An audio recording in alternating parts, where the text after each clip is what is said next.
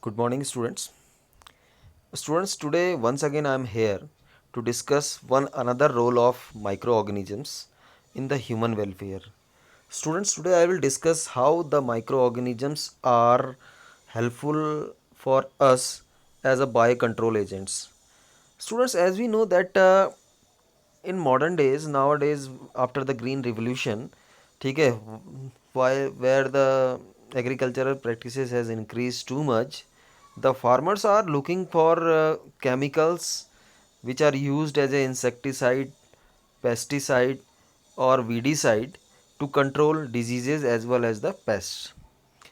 As you know that what are pests? Pests are the insects which are harming our crops. So these chemicals are eradicating completely these diseases or as well as the pest, but these chemicals are however very harmful or toxic for the human beings as well as other animals. Okay, and these are also polluting our environment, like they are polluting our soil, they are polluting our groundwater. Okay, they are leaving their impact on the fruits, vegetables and crop plants as biological magnification. So I have a better suggestion. Instead of going for these chemicals as insecticide or weedicide, the farmers should have to go for the biological agents, or they should have to go for the biocontrol methods for diseases and pests. Okay. Now today I will discuss that what are the various biological methods and why they should have to be adopted.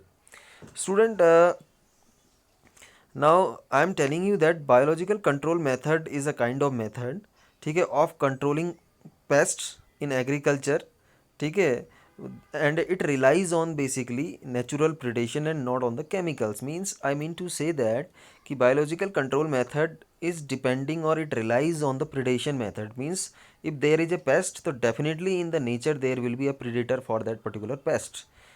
Are you getting my are you getting what I want to say? That means if there is a pest which is destroying our crops, definitely in the nature there will be a predator for it. Means there will be an organism who will feed on that pest.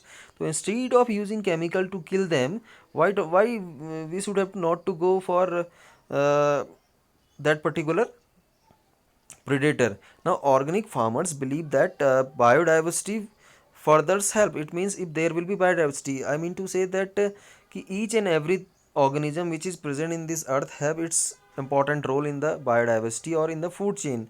So we should not have to kill the pest completely. Instead of killing them completely, we have to go for the sustainable management. And while we are going for the sustainable management, so what is the main motto of the sustainable management? I am telling you that therefore they the farmers who are going for the biological control methods, they are not going for the complete eradication of the pest, and they are managing them till a particular level that they cannot harm our crops completely. Okay, and that's why the balance should be maintained in the earth too. Now, unlike conventional farming practices where the chemical methods are used to kill both useful and harmful life forms indiscriminately, this is a holistic approach. So if we are using a chemical, so chemicals can eradicate harmful as well as the useful insect too, because the chemical doesn't know which insect is harmful for us and which insect is beneficial for us. While we are using chemicals, so definitely it will kill both harmful as well as the useful or beneficial insects. So instead of going for the chemical biocontrol method, why shouldn't we go for uh, biological control method? So this is a holistic approach. Actually, I want to tell you that through this approach we can conserve both flora as well as fauna. And this for this approach, the farmer should be familiar to the habit, should be familiar with the pest and what are its different habits. Means which kind of habitat is it required to live, what are its feeding habit, what are its predators. So if a farmer knows each and everything about the pest, so definitely he can go for biological control method, and he can reduce the stress of the chemical pesticides and conserve our environment too. Now I am giving you some examples where the biological control methods can be applied. For example, ladybird and dragonflies. are useful to get rid of the aphids as well as the mosquito. There are two types of insects. There is a dragonfly which is an insect, and there is a bird, ladybird. There is one more organism, ladybird, which can be used to get rid aphids and mosquitoes because they can eat them. And the second, the most important or most concerned pest are the caterpillars of the butterfly. uh, so if we want to control these caterpillars, so we can use one bacteria, and the name of the bacteria is bacillus thuringiensis. Okay, we can spray this bacteria over the crops, and uh, actually these bacteria are present in the spores, and we can spray these spores on the crops. And while these bacteria will germinate, or while these bacteria will grow, they will definitely kill these caterpillars. Actually, I want to tell you that these bacteria are basically having a particular gene, cry gene. This gene produces a toxic substances and or a toxic protein.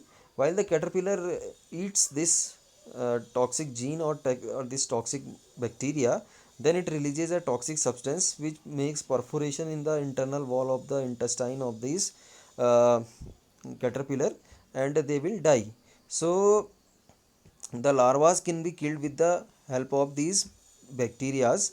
So right now there is a branch of the science which is called genetic engineering. So in some plants, genetically engineered genes are introduced through which the plants are going to produce the same protein, and while the caterpillars or insects are eating these plants, they are killed, they are going to be die because of the action of these proteins. Now the another kind of biocontrol method is a method in which we can use a trichoderma species of fungus, and this is a very effective uh, method of biocontrol in which because this trichoderma fungus generally grows at the root ecosystem, so those pathogens which can enter inside a plant through soil, that can be eradicated. And the last uh, method of biocontrol I want to discuss with you, there is a group of viruses. Okay, this is called baculoviruses, and it relates from a genus of viruses, and the genus is called as nucleopolyhedrovirus. This question is regularly asked in the competitive examination too. Which group of virus is uh, is used as a biocontrol method, and from which genus it belongs? So you can answer that it's baculoviruses, and it belongs to the nucleopolyhedro virus genus.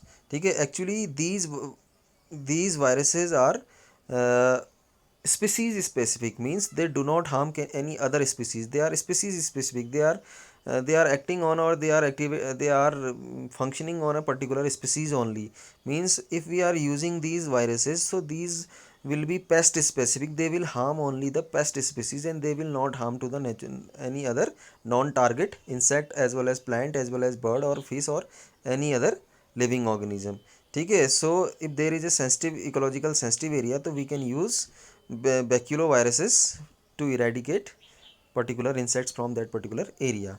So in this way today we discussed various biocontrol methods, and we also already also discussed that why it is important to eradicate insect or pest or disease from a biological method instead of a chemical method. I hope so you understood today's topic. Still, if you are feeling any difficulty, you can concern with me. Thank you. Bye bye. Have a nice day.